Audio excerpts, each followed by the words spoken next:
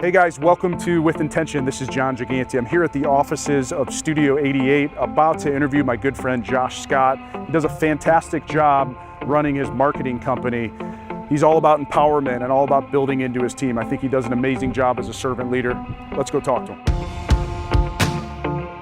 Because then people are like, well, why can't I set up a time for you? It's going to be 4 months till I can set up a sales call. And it's like, yeah, sorry, we only take on X amount of clients at a time.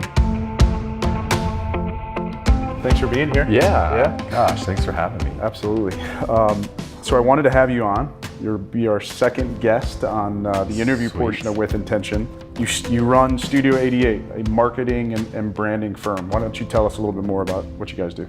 Yeah, we work in a kind of a niche space. It's marketing, but it's dental marketing. It's interesting. I mean, my background's in seminary. Like, people are like, where'd you go to school? I went to seminary. Was in that space for over a decade.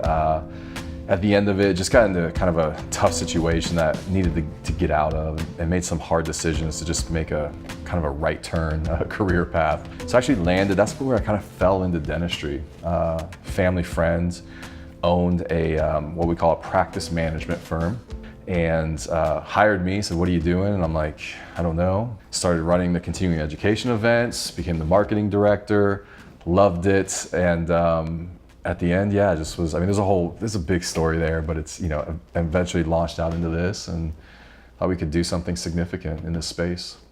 So one of the things I'm really intrigued by in our conversations is how you build culture with your team. We're working in a creative space. So managing, leading creatives is like a whole thing in itself. But a lot of our team are millennials as well. And definitely the vibe out there in corporate culture right now is millennials are hard to lead. But so putting millennials and creatives together and managing that can be a little complex. And so, we're a very independent culture.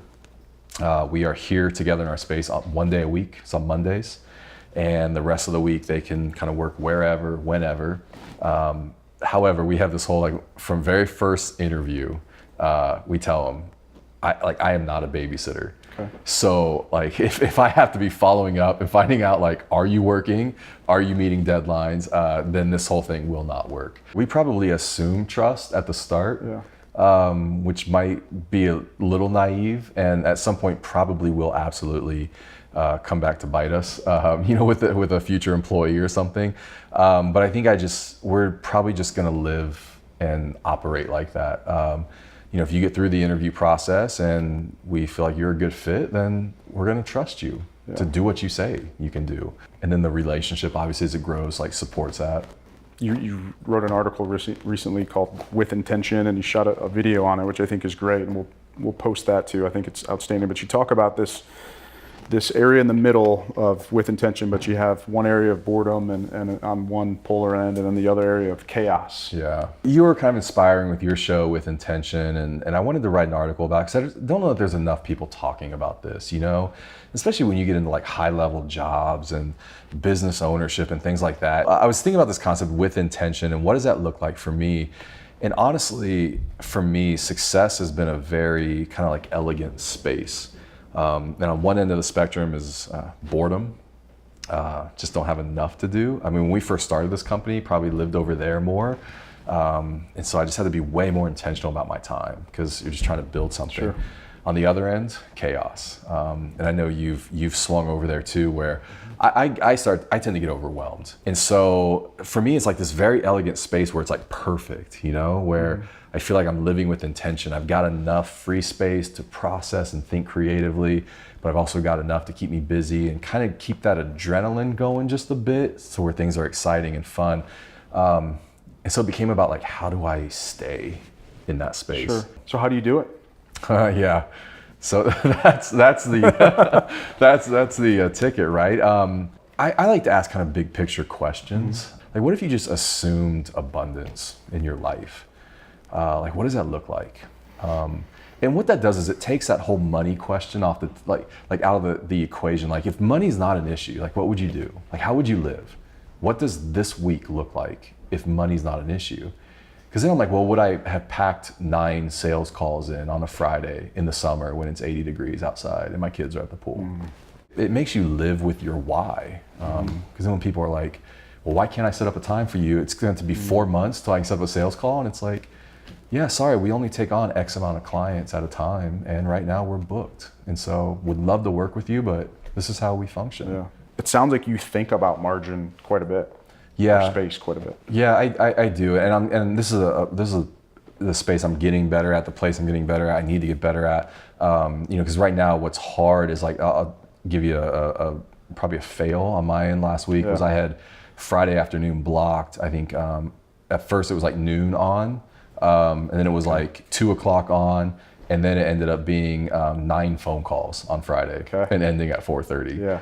So and so didn't have anything in that space. That was like my space, right? Like worked hard all week and end at like noon on Friday. It's the summer.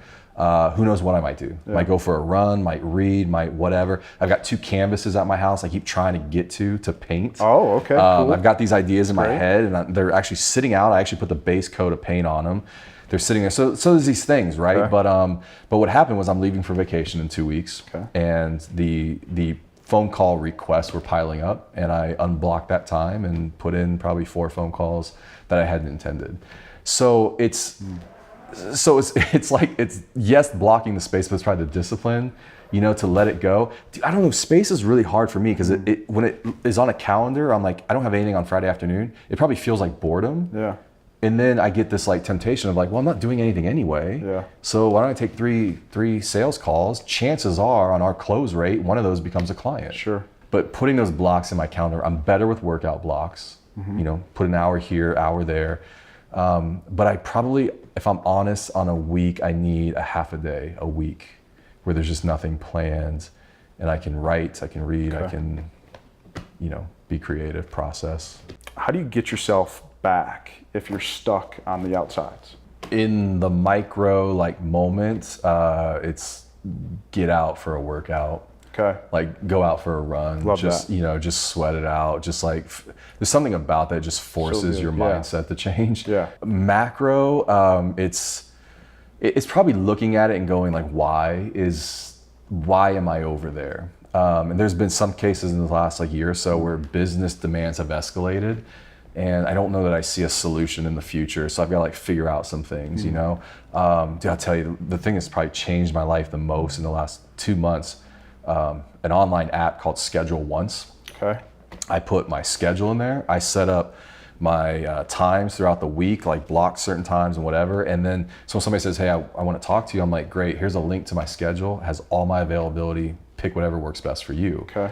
And it just took all that back and forth out of it. So there were things like that, like phone calls are escalating. I can't deal with them the same way, or I'm just going to continually feel overwhelmed. So something like that comes along, a tool needs to be in place, or another team member needs to come on board, or a change has to happen. Yeah. How do you get your team to work together in a kind of that creative flow state or that focus state? Yeah. I imagine you guys have had to have gotten there and get there often just to be able to produce the content you do. Yeah. No, that's interesting you asked, because we were talking about that a little bit this morning. I am I like to systematize everything. Okay. So even our creative process, it's almost like a production system that happens. Walt Disney, he made some type of quote about how the magic, basically how magic happens in the system. Magic happens intentionally when you plan it, and how you can go to Disney and it's this magical place, but man, there's so much happening that they're they don't want it to be the typical dirty amusement park theme park. So how do they do that? Well, there's a trash can every 12 feet. Right. And so I think there's room for magic. Yeah. So when we get done with a website, hopefully the client is like, oh my gosh, this is amazing, and it feels like magic. But there was a very predictable process. Sure. I think what that does is it takes that off of the creatives and hopefully just allows them to go here's the space, be creative. Yeah. You do that part and it moves on. And by the time we get done, it's a very predictable, magical process. Yeah. So I've heard, I got to hear General Stanley McChrystal talk about a month ago at a conference, and he talked about the job as a leader is to make the soil fertile for your team, right? So that's your job. Sometimes you gotta water it, or sometimes you gotta let the sun hit it, or sometimes you gotta plant seeds, all that. So that struck a chord with me that, you probably have to balance that with the team. When you let them just go creative, when you follow the process. I don't know if that resonates at all. Yeah, no, for sure. I think when you've got maybe predictability, then it's you can go off course. Like I know this is out of the box, but we could do something like this.